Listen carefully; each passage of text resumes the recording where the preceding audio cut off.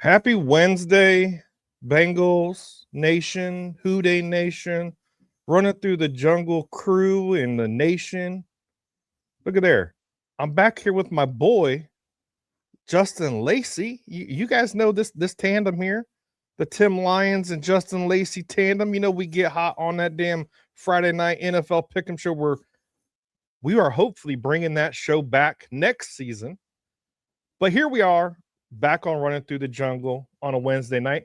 Our homeboy Brandon had some work stuff going on, so he said, hey, Tim, Justin, can you guys handle this? We got you. We got you, bro. But anyways, Justin, happy Wednesday, man. We're halfway there. It's hump day. How the hell you doing, man? It's been a while since I had an eye doctor's appointment. I had other stuff going on the last couple of weeks. You guys did a great, wonderful show. Hey, guys, go back and watch that check raise fold, whatever in the hell show it was. It was great. They went over the offense one show. They went over the defense the next show. Great show. But Justin, my boy, how you doing, man? I'm doing good, Tim. You know, we had the check raise fold defensive show last week, the week before that with the offense. Obviously, during the time span leading up to this week's show, we saw the NFL Combine came and went. A lot of risers and fallers that's kind of really sort of elevated their stock or plummeted their stock. And it's really going to be anticipated we're just in the early anticipation season. A lot of teams are making their early waves of cap casualties before free agency begins next week. The new league year starts next week. So we're already seeing some action across the league with that. And we're just, have that growing anticipation to see what we're going to do. I mean, and we'll get into a couple of things today, but yeah, I'm doing fine. The weather's finally, starting to kind of suffice with the warmer weather here in Cincinnati, albeit we had a lot of rain today and we're probably going to get a lot of rain tomorrow, but I will take a cloudy, muggy, wet, rainy day, but it's still 60 to 70 degrees outside than the polar vortex that we saw over this past couple of months, because obviously it's wintertime. But we're in the month of March now, and it's time to get excited because spring is literally around the corner. Yeah, I'm here in Seattle. We just got dumped on not too long ago before the show started. It was monsooning outside, and I was like, holy hell. I was telling my wife, man, it's just dumping, raining cats and dogs outside. But anyways, you guys aren't here to hear about what my weather's doing, what Justin's weather's doing. You're here to talk about the Cincinnati Bengals because we are a Cincinnati Bengals podcast. Make sure you like, you subscribe, you share with your friends, you share with your neighbors, you share with everybody. But Justin, let's get into the show. And this is going to be a quick show, depending on how windbaggish we get. Also, depending if we get any participation from anybody else. But so Monday morning, I was working, because I start work early in the morning. My phone buzzed, and I was like, what's this? Oh, my friend Juddy on Twitter posted something. Justin, what did you post on Monday? What did you say? Man, you know what? I had to put out there that when Dalton Risner signed, it was like waking up with the fresh morning cup of coffee that you really needed to start the week off. Bengals fans was anticipating and waiting that move since their season ended, and they was like, when are we going to sign them back? When are we going to bring them back? So yeah, I think everybody was really ecstatic for him. He was very ecstatic. So yeah, that's what I basically posted because, man, that basically hit just like a cup of coffee. I needed that to get my Monday started. And my response to Juddy on Twitter was, The best part of waking up is Risner in your cup. We got a 1-year deal done with Dalton Risner for $3.25 million. He could make up to $5 million with incentives and stuff like that. But Justin, how you feeling about this? I know I'm excited. I'm excited that we got this done. But how are you feeling? And then I'll go into my tangent a little bit more after that. Sure. You know what? I'll take the deal off the side for a little bit because you already put out the numbers there. I don't have any complaints when it comes to the terms. I'm glad they came to an agreement. But man, the number one thing that I felt incredibly jubilant over was watching his press conference. Dude, it's been a long time. It really has been a long time since I had really got attached to somebody's press conference that plays for the Bengals or Yeah. speak, whatever. You know, obviously I love hearing Joe Burrow speak or whatnot, but this past season it was such a drag to the point where it's like, man, it's just not going well. I don't really care to hear even from him right now at this point. I need to see some shakeup with the organization.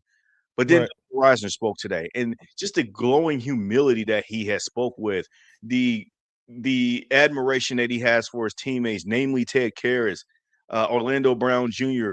lobbying for this guy, man. It really shows you that the culture is still there. And as much criticism as I've given Zach Taylor over the last couple of seasons, namely the last few, it's really shown and it really just does speak to volumes of how much he has still got his fingerprints on developing this culture and getting the right guys in the building, along with Right. Duke Tobin. And like I said, I still have my criticism and doubts for them being able to progressively move the job swiftly and moving forward. But this is not about that. This is about Dalton Risner feeling really excited and happy to be a Cincinnati Bengal again. Mm-hmm. He even said in his press conference, man, and I really just can't get it out of my head that he didn't care to wait to go into free agency where he probably could have, got a little Yeah. bit more different terms or whatnot. But man, Yeah. I also saw this dude had to get signed off the couch late last year's offseason and thinking to himself, probably like, man, his career might be done. And I was so impressed with like he's such a well-spoken dude. And after listening to that 22-minute press conference, man, he was just a great guy to root for. Him and his Mm-hmm. wife. I feel like that's going to be the new Bengals power couple that everybody's going to want to talk glowingly about on social media. Mm-hmm. And man, you just can't root for another guy happier for that, man. So I'm really excited that he was able to get this deal done and get it done early, not Yeah. wait till the weekend before the new league year start. I'm just glad that they was like, look, let's get this out the way. It solidifies all 5 offensive line positions for the entirety of the upcoming season.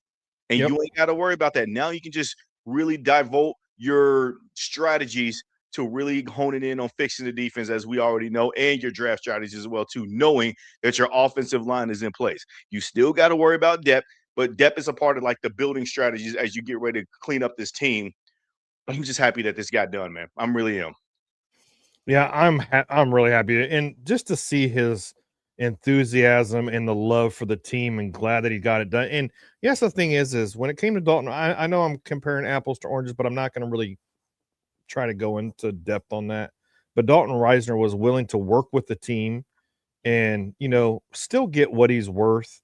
And I'm happy to see that. And his wife was so happy. Like when I saw how happy him and his wife were, then I remember seeing that ESPN, the facility grades and all the stuff of the team, and the Bengals got an F- for treatment of the players' families.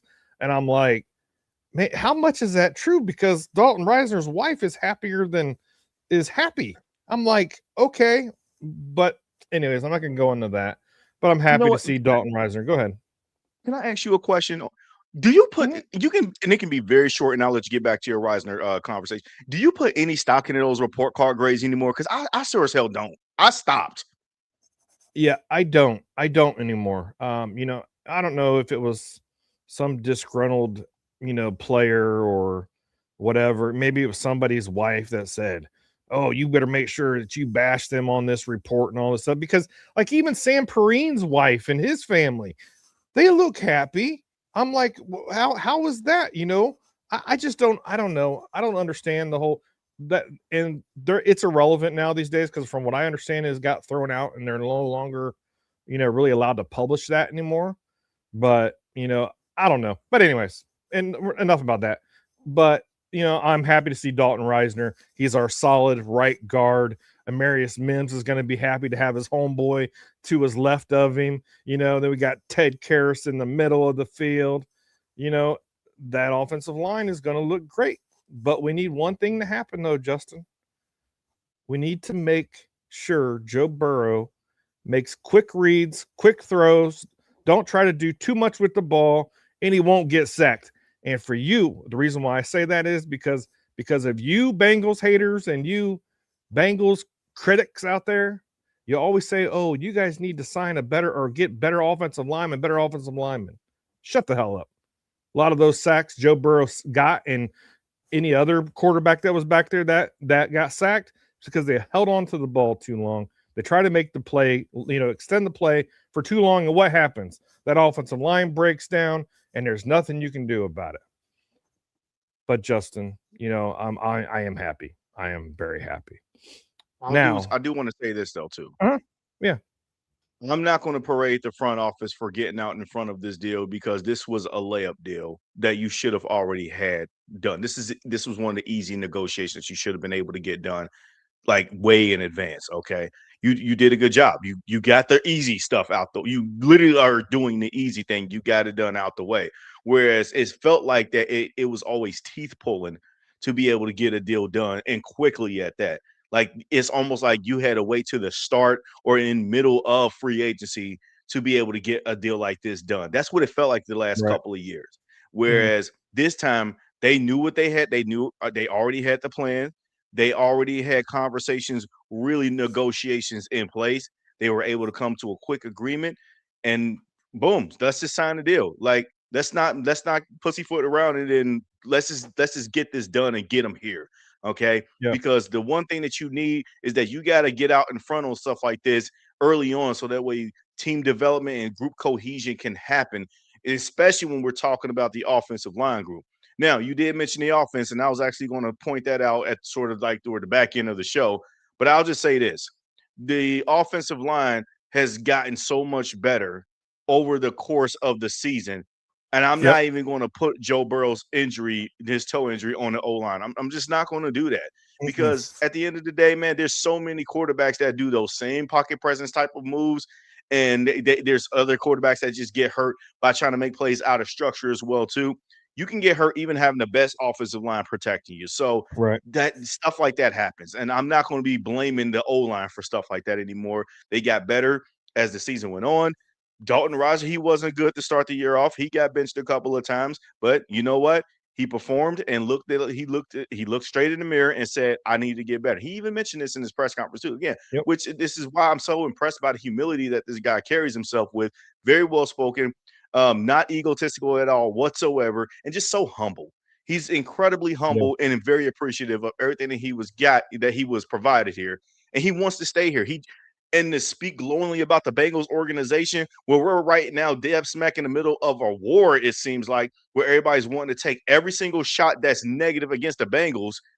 It's really nice and refreshing to see somebody like Risner come to the defense of the organization. It really does, man. Because for much of the chagrin of what we've heard throughout the entirety of our lives as Bengals fans, we got to win. That was a win on Monday. Yep. Amen. And I see your guys' chats. Hey, Austin Art, Fuzzy Balls, I see you're in there too. I'll actually address some of your guys' comments here in a minute when we get to the how can we fix the Cincinnati Bengals segment. But real quick, I want to take a quick commercial break just so we can put that bad boy in there. We'll be right back with you guys. Stay tuned.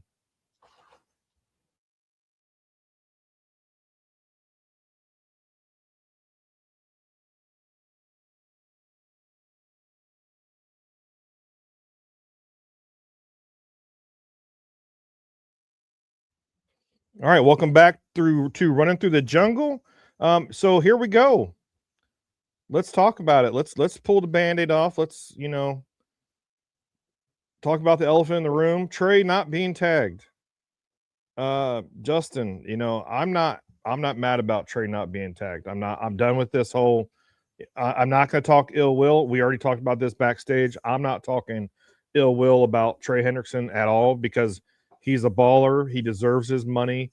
He Mm-hmm. deserves what he believes is right. He's many sacks throughout the year. Yeah, last season was a one-off and he was injured and stuff like that.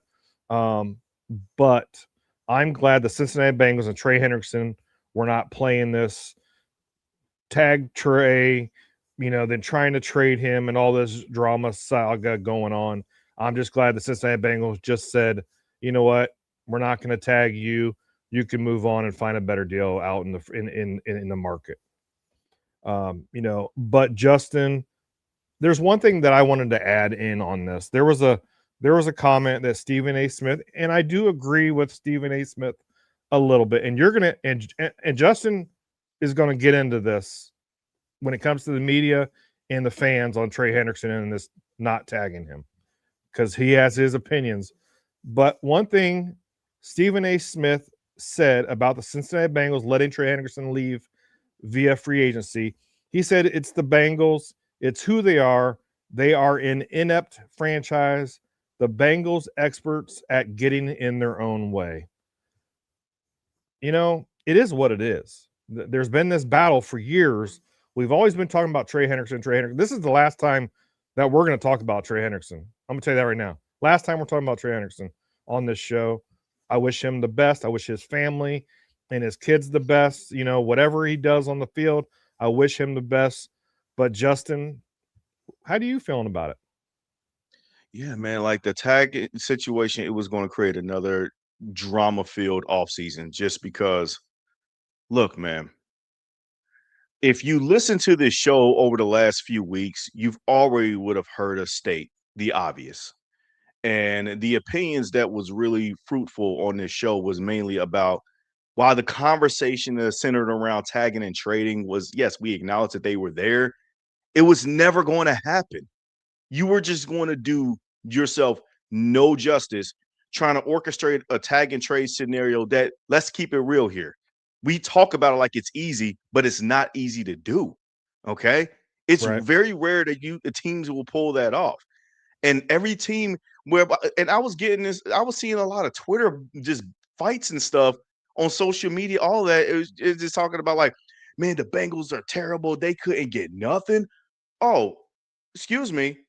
I remember bringing up a trade scenario last offseason. Yep. But when the Bengals didn't get it done before the trade deadline, then because he got hurt, so that nixed that opportunity. And then when they didn't let it happen before the draft last year, because they weren't getting offers right there after they literally put him out there to put himself out there to be shopped around, like, hey, he's up for the trade. What do you guys want to offer? Nobody really came with a good enough offer. And it just made me sit there and think, like, now all of a sudden fans are like, well, you need to pay him because he deserves it. And I was one of those fans that said, pay Trey.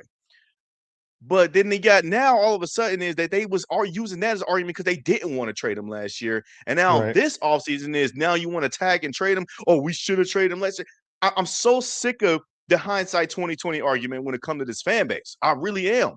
And for the national media too, because Stephen A. Smith is one of them, but there's a ton of them that's just basically saying the Bengals are idiots because they should have gotten something for him, and now they're going to let their best player on defense walk. I will be honest. It was obviously a mishandling of a contract situation for the last couple of years. But Right. when you think about it, when you really drill down into it, which people ain't going to really want to do, the Bengals, where did the Bengals go wrong here? I'm really trying to ask myself that because I find myself wanting to blame on the Bengals organization, but then I had to think back, like, wait, hold on, where did they go wrong? After 2022, where Trey Hendrickson only had 8 sacks in the season that the Bengals did very well on, Right. they extended his current contract through 2025 for another year. He signed it. He said, thank you. I'm going to try to work hard and do better. Then he had the back-to-back 17 and a half sacks in 2023 and 2024. As we know, it led the league in sacks in 2024. Candidate for Defensive Player of the Year also as well, too. But he was not up for that contract to be fully extended until November of 2025, literally just last year. The Bengals were trying to do right by him and trying to work with the negotiation because they did acknowledge that he did deserve a pay raise. Mm-hmm. But then you can go into this back and forth negotiation of, hey, did he deserve a second-year guarantee or not? Look, I was on the same wavelength with a lot of fans, like, man, just guarantee the second year. I'm not interested in going to the reports and the numbers of what it was and what it wasn't, because at the end of the day, that's all speculation. So I'm not going to Mm-hmm. really touch on that. But I heard it was a pretty fair damn offer. Like, it was a pretty generous offer. That's what I heard. Right. And that's what I saw. And I'm also glad to point this out too, guys. I think this is the one guy in the national airways I am going to give credit to, and that's Adam Shine on the Mad Mm-hmm. Dog Radio. And he pointed out that the Bengals did not fumble this. The only thing that they fumbled was the opportunity to try to trade him last year, but the opportunity stopped being there as the season went on, and then the trade deadline came in, and Trey Henderson was hurt because other teams were like, I'm not about to trade for a soon-to-be 32-year-old pass rusher, and now I got to pay him a contract. Nah, I'll take my chances and wait till he hits the open market. And it was a Right. clear, not so secret thing that the Bengals and Trey Henderson, they know that he didn't want to go deal with the tag situation. So again, where is this outrage, this fake energy coming from this fan base that is so upset that we didn't tag him to be traded? Why you all of a sudden want to bring that up now? You do know that Trey Henderson the Bengals not tagging Trey is doing right by Trey, because now they can just let this thing come to a tumultuous split. They ain't got to deal with the drama. If you're going to blame anybody, please, I direct you to pan your cameras to Trey Henderson's agent, because that's the one main caveat that just was a huge problem. Like, dude, you should have not advised your client to sign that deal then. And we can get to this shoulda, coulda, woulda, all that. But at the end of the day, man, the Bengals were happy to do that, because do right by him. Because again, second straight Pro Bowl appearance, even though he came off the 8 sacks that 2022 year, but they still want to do right by him. They still want him in the fold because they like what he's been doing. And also, let's just keep it honest and keep it a buck here.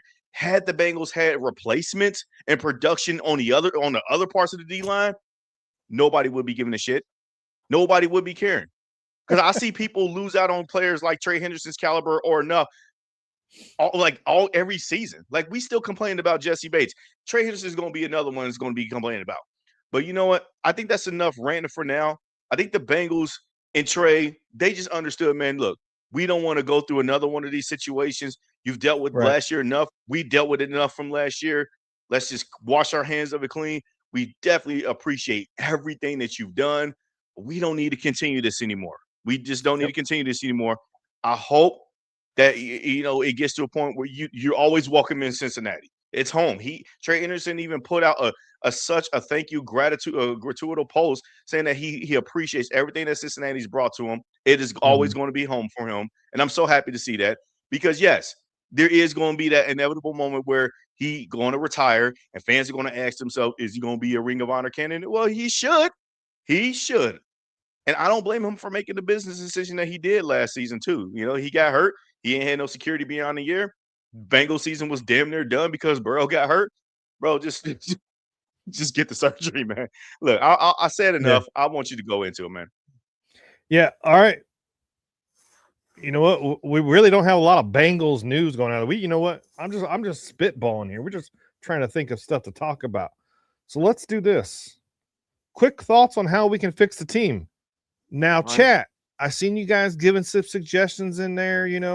I know we have Turner. Needs an extension done. Chase Brown needs an extension done. Dax Hill needs an extension done.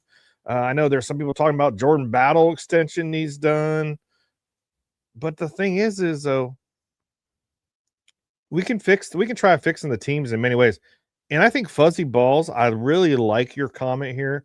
For you that are not watching YouTube or listening on a podcast platform, Fuzzy Ball said, I want Bobby Wagner, the best rated linebacker last season against the run, and would be a great mentor.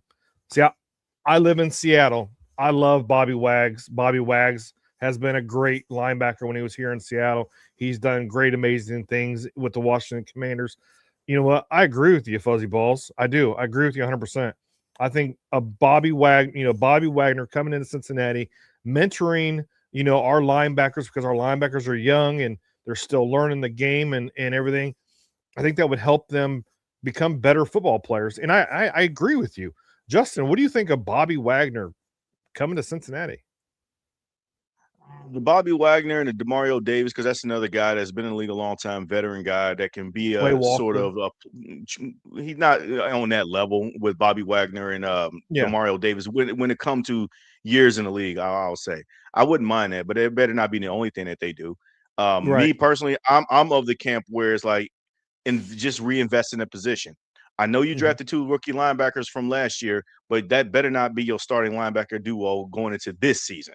Right. I kind of want to see. I like the idea of getting a Devin Lloyd or Quay Walker because that's the crop that I'm looking at. A Leo Chanel, pairing that up with somebody like maybe if just kind of hear me out. If Caleb Downs and Ruben Bain, those guys are off the board, and Sonny Styles has happened to fall in your lap at 10, draft him, please. He had an explosive combine. The dude is absolutely a freak athlete. He showed that, and he's only going to get better. And it's somebody you can pair along with a guy like a Leo Chanel or a Quay Walker and wow, like all of a sudden, your linebacking core is really one of the best in the league. It has the potential to be on par with one of the better units in the league. And compare for where it was last year when you had Demetrius Knight and Barrett Carter ranked 82 and 83 or whatever it was as far as linebackers in the NFL. That's where I'm at. It's so terrible.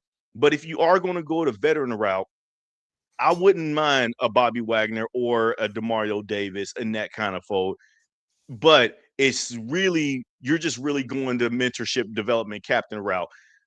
We might see them have a little bit more productivity, but who knows, man? Knowing our luck, we signed a guy to a 1-year deal and they look like complete garbage in their final season with us, whatever. And then they're going, hey, I'm just getting the bag. I don't want to. That'd be I our honestly luck, don't want to. wouldn't it?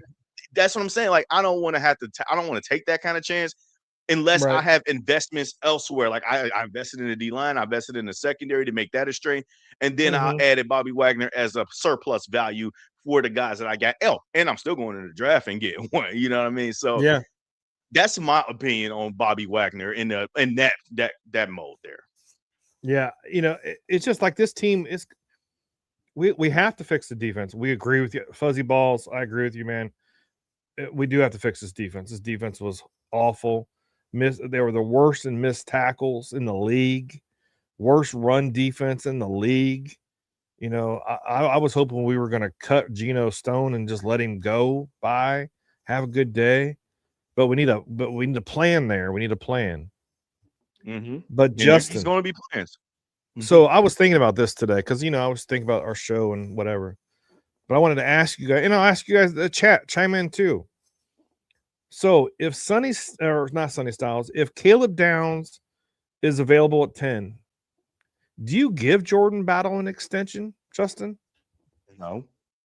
Why would I do that? He hasn't earned enough to be extended beyond this year. And I'm gonna add double up in the next question because a part of it is I want to build this the secondary has a chance to become a strength of this team, believe it or not. For as bad as we talked ad nauseum about the defense over the last couple of years, the secondary of the Bengals have a chance to be one of the strengths of the team. You think that the strength on the team is the receiving core and the quarterback on offense. Yeah, I get that. But I'm looking at the defense and think like they have an opportunity here. And here's the opportunity. Yeah, Geno Stone is a free agent. Go, buy. Who cares? But who I would love to be able to get in this place is, let's say, Minkah Fitzpatrick, if and when he does become available from the Miami Dolphins. You get him, and he is your guy that can be the team elevator in that secondary. He kind of has that presence about him where he can make the rest of the guys in that back end defense that can make them better too. We've seen him in Pittsburgh do that. He was a thorn in our side too. No matter how much we hated going against him, we always like to call him Stinker and compared him to. We love to always compare him against Jesse Bates and whatnot because we always was team Jesse Bates or whatever. But dude, I had a lot of respect for Minkah Fitzpatrick, man. He was a dog. He was a thorn in our side. And he brings an attitude and a charisma back in the AFC North where it's like, bro, he gonna go out there and hit somebody, and he can be that center fielder. You pair that up with Jordan Battle. On top of that, I'm still drafting Caleb Downs at 10, by the way. Amen, brother. You got Dax Hill and DJ Turner on the outside. All of a sudden, I'm sitting there looking like, damn, the Bengals have has a no-fly zone here coming. Like, Yeah. you have that. And the thing is, you don't want to put pressure on a guy like Caleb Downs early if you were to draft him and you don't sign anybody else. You put that's too much pressure. He has that Right. a bit. Like, think about when we drafted Jamar Chase at 5 in 2021. Mm-hmm. People were telling us you don't need to go receiver, go get a lineman, go get Penei Sewell because you need to protect Joe Burrow. You already have Tyler Boyd and T. Higgins. You don't need any more. You got enough young receivers already. Don't do it again. Go get a receiver later. That's the argument people were making.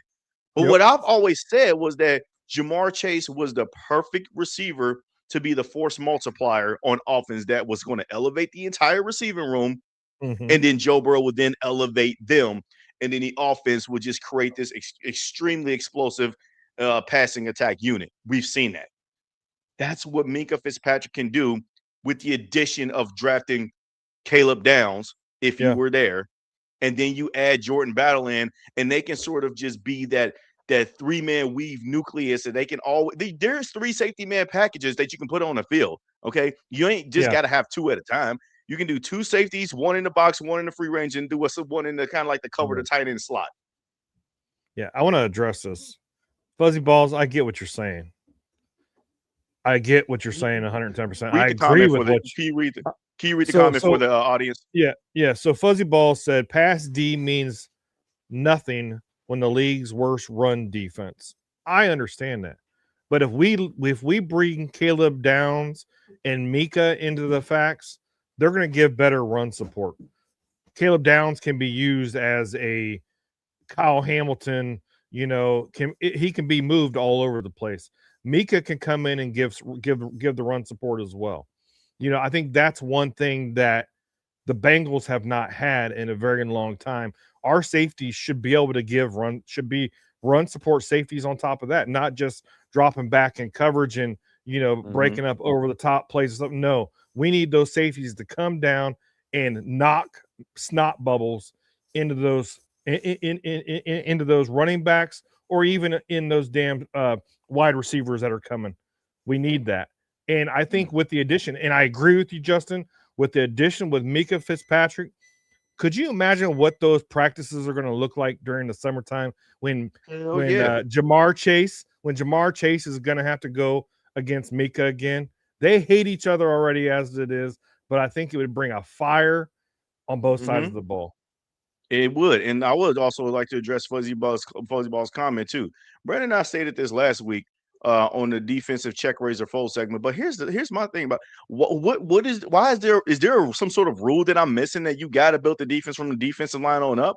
I understand the notion of logic, but again, it's the exact same reverse order. Like, dude, if I got a game changing wide receiver right there in the slot, I mean that I'm about to pick in the draft. And yeah, I know I still got to get my O lineman first. I'm going to just bypass that and then reach for an offensive lineman. No, I'm not. The same thing like for the defense.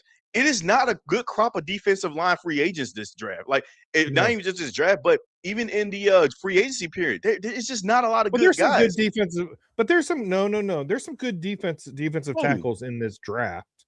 Outside of Peter Woods and Caleb, yeah, you're right. I'm not picking those guys at 10, yeah, but I'm talking about free agency too. Like, where? Give me a name that everybody's either locked up on a long-term extension, or they're going to cost too much, or they're a rotation guy that you're going to overpay. And I'm sorry, but it's going to be one of those situations where you may have to tolerate the D-line like it is now. You might be able to get away with signing like a Javon Hargrave, who was a cap casualty, a Jonathan Allen, who was another cap casualty from the Vikings or something like that. Right. But it's just not a lot of guys on defense. That too. They know that it's a saturated market for this kind of stuff. So, yeah, I understand the logic. You do want to make sure that run defense is solid. But you got to prepare yourself that the scarcity of that position is going to probably force you into keeping TJ Slayton, even though I don't want him on the team moving forward. BJ Hill, even I don't want him on the team much longer after this year or whatever. Like, you're going to have to run into a situation where it's either you got to run with those 2 guys and then maybe a draft pick. That's kind of where we're at here. But again, I think that they will have a plan in place. They might make a bold move and make a trade for something. I don't know. Because if you want that position group to be a stout group, it's either they make a bold move, like getting a big name like a Jeffrey Simmons, which, All likelihood, that's not going to happen. The Titans already traded away T'Vondre Sweat. So now they just leave them to Jeffrey Simmons and hardly nobody else. You think they're going to devoid themselves of that behemoth of a talent? They're not going to do that.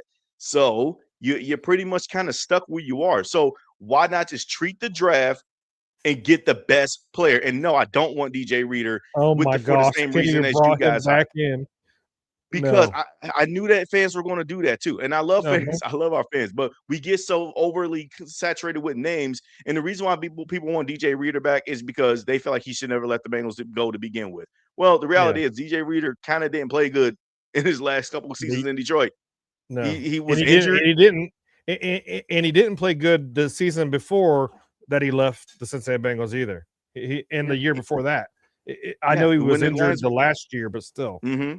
When the Lions made those 2 deep playoff runs the last couple of years prior to this past season, he was hurt most of the time.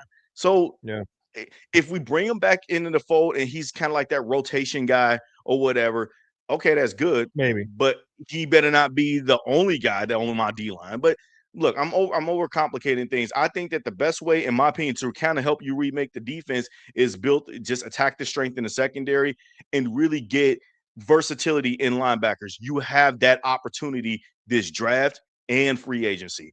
And for the offense, I just need to say this about the offense because there's just kind of this notion that the offense don't need to be tampered with, that the offense is set. Tim, when did the Bengals become the greatest show on turf? When did the Bengals become the 2007 Patriots? When did the Bengals become the 09 Saints, the 2013 Broncos, the 04 Colts? Like, when did they become that explosive offense to the point where it's like you don't need to touch it? Dude, I'm sorry. I still got questions at tight end. I still got questions at backup left tackle or even starting left tackle down the road. I got questions of running back 2 even. Sometimes even RB1, depending on how you want to view Chase Brown's extension and whatnot. And I still got questions at wide receiver 3. Do not sit there and tell me that this offense is set perfectly. They may be set to the point where you feel confident in their production, but they need to also understand that you can still get improvements there. Because I'm sorry, I agree. Rashid Shaheed, he is going to be a guy that is not. Speaking of guys that didn't get tagged, Kenneth Walker, he didn't get tagged by the Seahawks, and he just won the Super Bowl MVP. I don't see anybody coming at the Seahawks shaming them because they just won the Super Bowl. But Rashid Shaheed, they're not even getting close to negotiations, and it's speculating that he's going to be free agent. There's other opportunities. Stephon Diggs signed a 3-year contract extension just last year. After 1 year that, he's out. They cut him. It's insane to me because like all of these different moves are happening. But we're so focused on the defense and fixing all of that and putting our energy piping and that into that. But we think that the offense is just perfect, and they're not perfect, man. Like, where was the offense against the Ravens when after the Bills game, the second Ravens game, where it was do or die for your season, and you go out there and put up 0 points? Don't tell me that this offense is perfect, man. They're not. They got opportunities to get better, bro. But I've been rambling on enough. Tim, go for it. No, I agree. I agree with you. I believe that we need to bring in a wide receiver 3 and fuzzy balls. I agree with you, bro. We do need to fix the defensive line 110%. It was unsuccessful last year. Yeah, we had our shines here and there, but I agree with you, man. We're not just disregarding what you're saying. I agree with you. And I do agree with Justin when it comes to the tight end room. The tight end room did not impress me last year. Gesicki, he had a meh year. Noah Fant came in. But we need a wide receiver 3. I think this whole wide receiver 3 thing, I think you're hitting it right on the head, bro. If we can bring Shaheed in, that would fix that wide receiver 3 position, period. I don't care what anybody says. Because Charlie Jones, Yoshiva, and whoever in the hell else they decide to put in there at wide receiver 3 has not been working. I honestly believe that we need to walk and move away from Charlie Jones, period. I don't care if he can return punts and kicks. I don't give a shit. I can hire some other, rookie that I drafted in round 7 to return kicks for me. The Charlie Jones experience, I'm done with it. I'm kind of getting there with the Yoshi too. Yoshi's kind of getting there with me of going that experiment. Yeah, it was great to see him come in there, catch some balls, just to get in there and play some downs. It's great. But that's really all that I have to say. I think we touched base on everything. Like I said, Justin and Brandon had great shows the last 2 weeks. This is a short show, guys. We're not going to sit here and beat a dead horse. We got a lot of off season left. Let's all cross our fingers and toes. That's the Cincinnati Bengals make some damn moves in free agency. Let's see if Duke Tobin's not full of shit or not. Duke Tobin reminds me of like bosses that I work for that blow smoke up your ass and then they don't do nothing. So that's how I feel about Duke Tobin. So anyways, Justin, you got any parting shots or final thoughts that you want to say before we end this beautiful show? Yeah, I'm just going to just sit back and try to do my damnness to be able to relax and not invest too much emotional equity in this offseason and the moves that the Bengals make. Because, and you've, correct me if I'm wrong, I think you've mentioned this before in previous shows in years past, but it's a wish list. It's a draft, a mock Christmas draft wish or free list. agency. It's always a wish list. And I don't want to be hinging upon, I hate that I'm so hell bent on Caleb Downs, because the likelihood is that of Caleb Downs being taken before the Bengals even pick is very high. And also, there is a strong likelihood that the Bengals may select somebody, even if Caleb Downs is on the board, and they select somebody just out of pure need. And that's going to drive me up a wall. And I'm just trying to do the best I can to not think of those kind of outcomes, but to understand and acknowledge that those outcomes can still happen. So the best way I can do that, keep my emotional equity about the offseason in check and understand that, look, this is pretty much do or die for the Bengals' current regime right now of where it stands. But Zach Taylor, I understand he has the respect of the players, but dude, if you're not going into next year winning games, then that respect is going to be out the window and changes are going to have to be made. And it's, yes, Duke Tobin, same goes for you too. You can't keep wasting the value in these primal years of Burrow, Jamar, and T. These guys are your team captains, and it's time to develop those new captains around them so they can take pressure off of them. This is why we kept talking about wide receiver 3, not because we need a Tyler Boyd replacement. No, I like that the offense is productive and shown itself to be fine, but I'm also sick and tired of every week teams have kind of grown into understanding the game plan of how to stop and slow down the Bengals, and that's neutralize your weapons on the outside and rush the passer to make sure you get Joe Burrow on the ground, because you're never going to really commit and stick to the run. Well, how about you try doing that? So if you try to evolve the offense a little bit differently, that's where I come from with that. But at the end of the day, man, I feel like the Bengals got a couple of solid layup wins with getting Dalton Risner is going to kind of tie full circle. Getting Dalton Risner back into the fold this past Monday, allowing Trey Henderson to officially not be tagged and saying thank you for everything. Go and test your wits in free agency. We hope to see you back in Paycor soon. And at the end, and this offseason is just going to get started. The new league year starts literally next week. So that's pretty much all I got. Thank you guys so much for watching, for listening, running through the jungle. We appreciate all your guys' support. We really do. We're still trying to grow. We're trying to, just grow more and more each day. My final thought is rest in peace, Lou Holtz. Lou Holtz just passed away. Yeah, man. I'm a Notre Dame fan. I love Notre Dame and what Lou Holtz did during that time. And then last but not least, pray for our troops that are out there fighting over there in Iran. Keep them in your prayers and thoughts. Other than that, thank you guys so much again for watching, listening. Come back next week as we're running through the jungle.